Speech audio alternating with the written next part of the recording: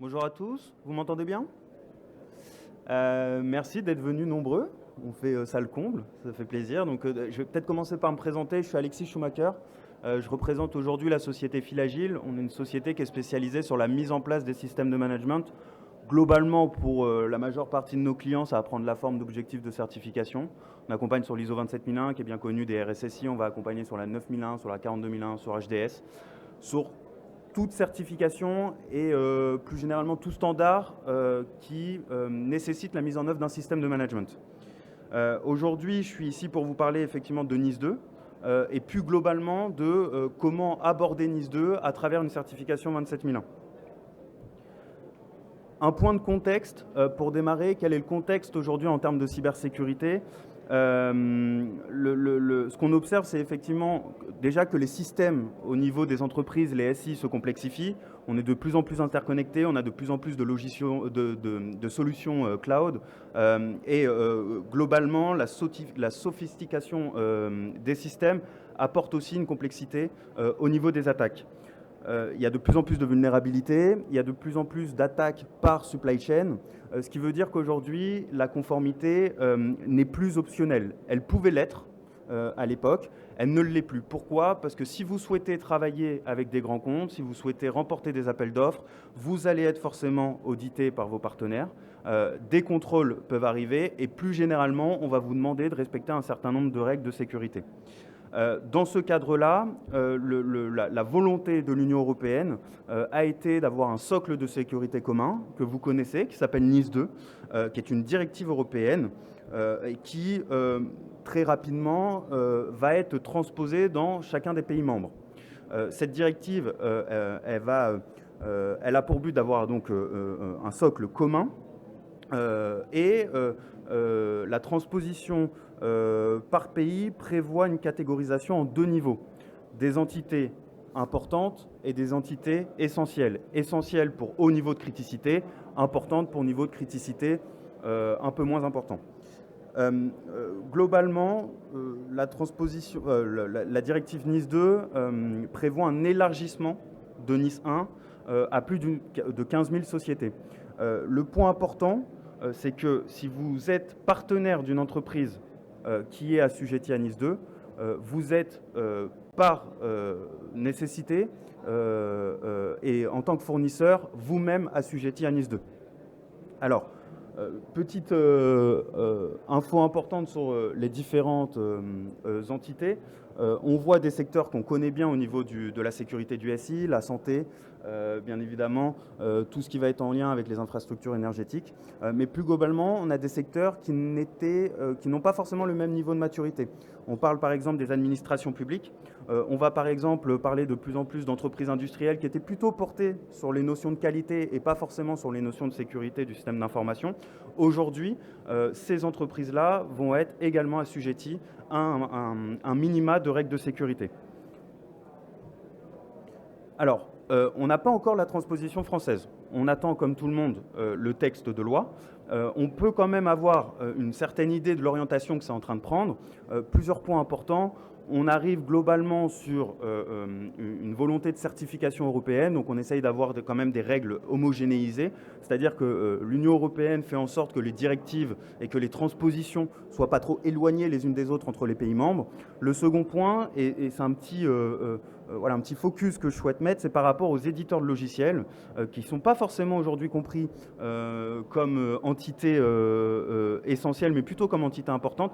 L'amendement Rioton au niveau, en tout cas de la transposition française, tend à les faire devenir entité essentielle. Ça veut dire, et c'est un point important, que c'est plus seulement les entités les plus critiques en termes de sécurité qui doivent respecter le maximum en termes de mesures de sécurité, c'est toute entreprise qui est amenée à traiter de la donnée et ce de façon assez conséquente.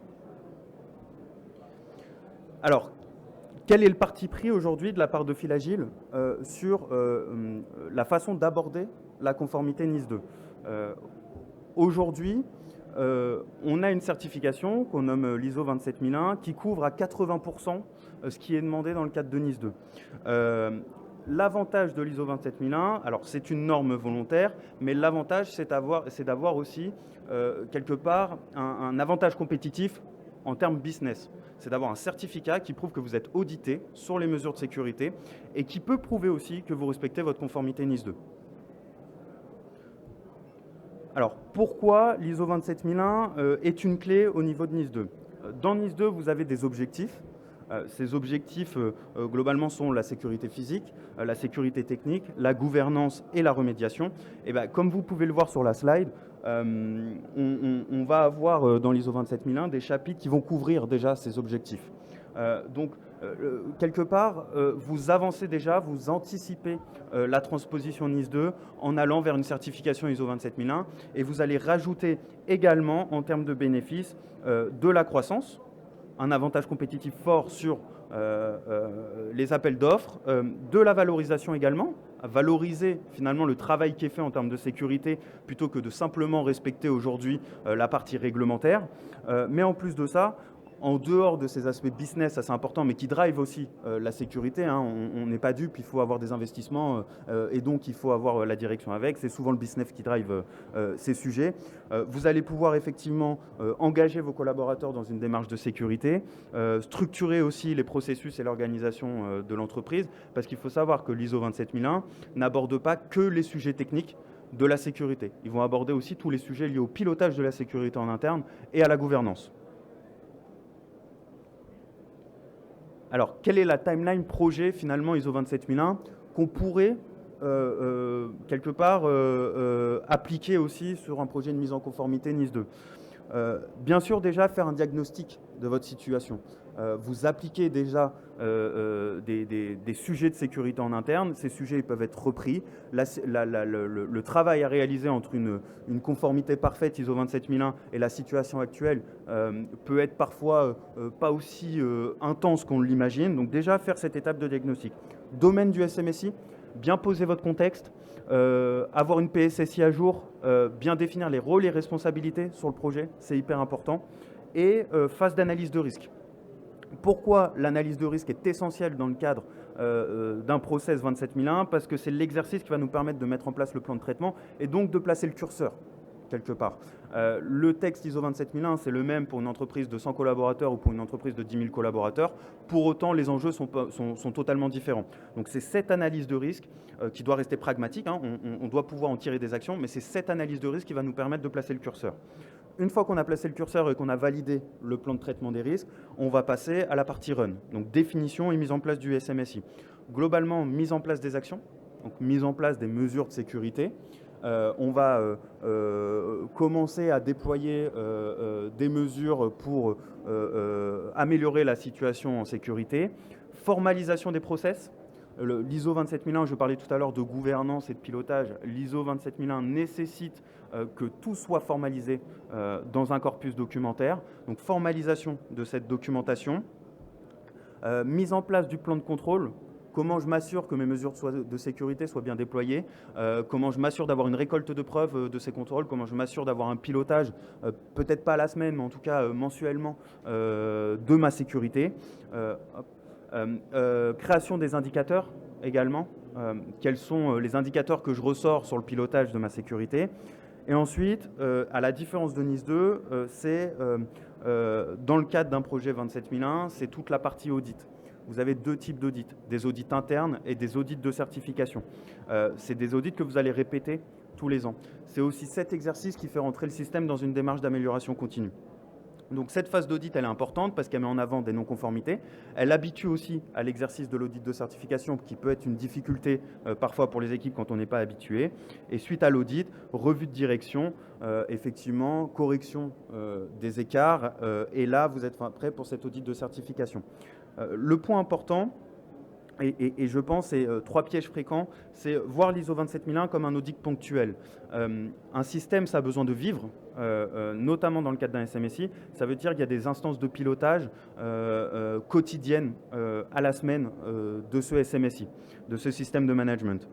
Ça veut dire aussi que vous devez rentrer dans une démarche d'amélioration continue. Alors c'est bien aidé par l'exercice de l'audit, puisque vous avez un auditeur externe qui va évaluer votre système, mais il faut quand même effectivement que vous pensiez au maintien et à la vie de votre système dès le début du projet.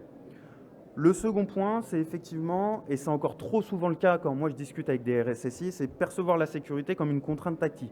C'est-à-dire que très souvent, la direction va dire « Ok, c'est un projet IT ». Ce n'est pas un projet IT. La 27001, au même titre que la conformité NIS 2, c'est un projet transverse. On va solliciter les RH, on va solliciter le juridique, on va solliciter l'ensemble des fonctions support. Ça veut aussi dire que vous allez devoir, vous, en tant que technique, aller accompagner au changement les équipes, faire en sorte que les équipes prennent conscience des enjeux de sécurité. Et le troisième piège, c'est effectivement faible engagement de la direction. Un point important dans le cadre de l'ISO 27001, c'est premièrement, ça nécessite des investissements. Et donc, bien sûr, on a besoin de la direction sur ce point-là. Deuxièmement, vous allez devoir changer les habitudes des collaborateurs, leur faire participer à des sensibilisations et puis les sensibiliser vous-même à avoir les bonnes pratiques.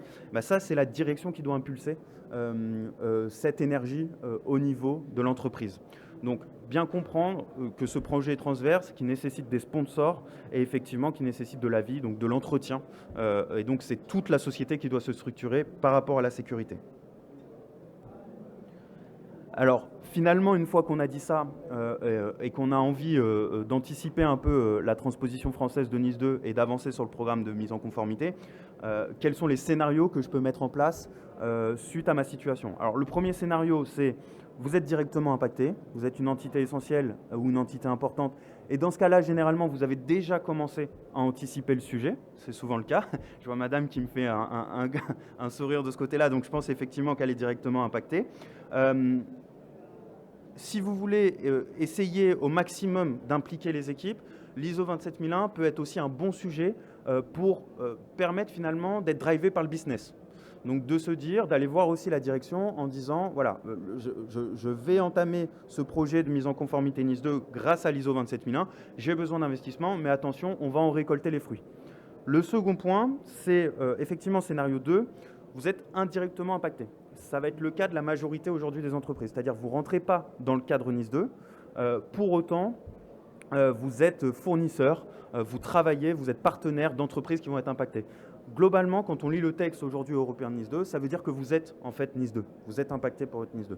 Vous allez avoir des questionnaires de sécurité, vous allez avoir des audits. On va vous demander tout un tas de mesures de sécurité qui globalement vous rapprochent de la mise en conformité NIS 2. Dans ce cas-là, anticipez. Devenez ISO 27001. Vous allez rassurer vos partenaires. Effectivement, c'est un coût, c'est un travail, mais ça vous permet encore une fois d'en récolter les fruits.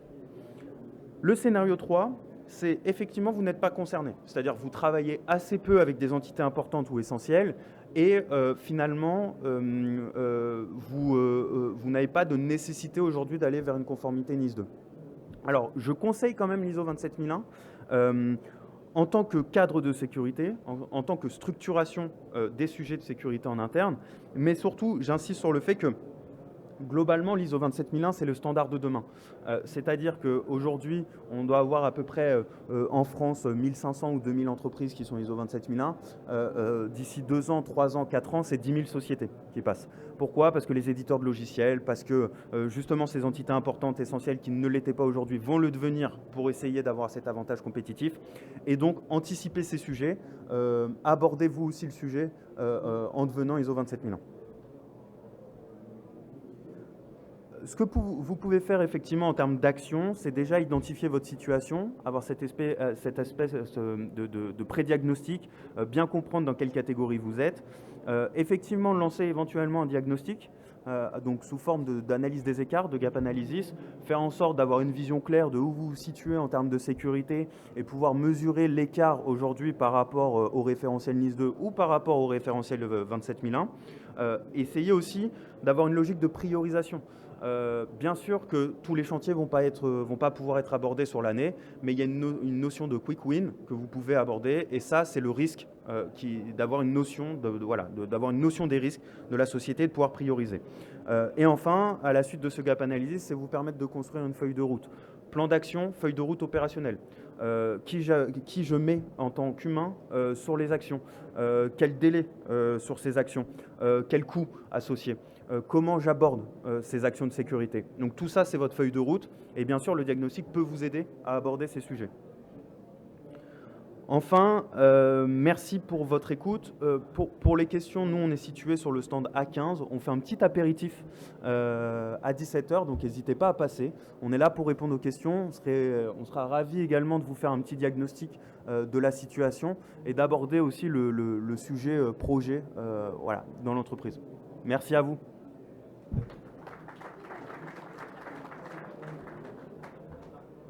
Est-ce qu'il y a des questions? Il y a peut-être des questions, oui. Ouais.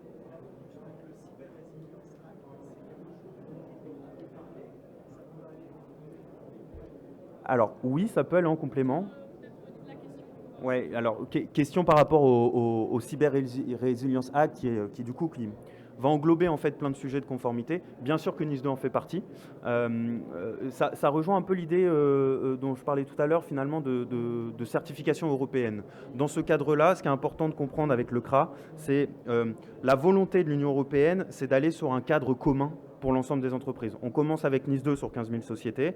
Le CRA, pareil, on est globalement sur le même nombre de sociétés. Demain, on est à 100 000, on est à 150 000, on est à 200 000. Donc ça, c'est totalement dans le thème en fait, de cette conformité globale que vous allez devoir prendre en compte. NIS2 est une bonne porte d'entrée pour le CRA, de la même façon que l'ISO 27001 est une bonne porte d'entrée pour le CRA. On va retrouver ce même socle de sécurité. Oui, je vous en prie. Non, on n'a pas de date. Alors, ça devrait être 2026. Encore une fois, ça devait être fin 2025. Ça dépend aujourd'hui des débats à l'Assemblée nationale, donc on n'est pas... voilà, sur ça, malheureusement, j'ai pas d'infos. Le décret au Sénat sera normalement prévu pour mars.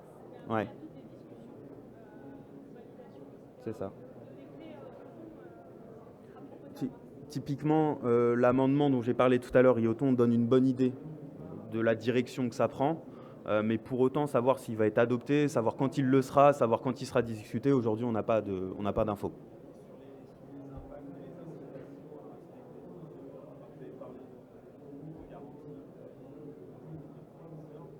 Ouais.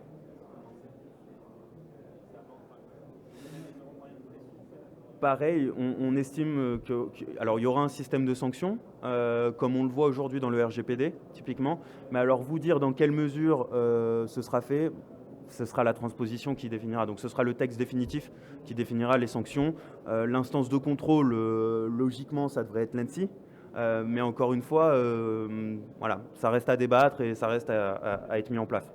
Ce que je peux dire en tout cas, c'est que, et on l'a vu dans le cadre du RGPD, c'est que généralement, entre le moment où la transposition arrive, qu'elle est votée, et le moment où les premières sanctions apparaissent, voilà, exactement, 2 ans, globalement. Donc il y a une indulgence qui est faite, voilà, on a le temps de se mettre en conformité, ce qui veut dire aussi qu'au bout de 2 ans, si vous n'êtes pas en conformité, la sanction est aussi voilà, justifiée, parce que vous avez eu le temps de faire les travaux, logiquement.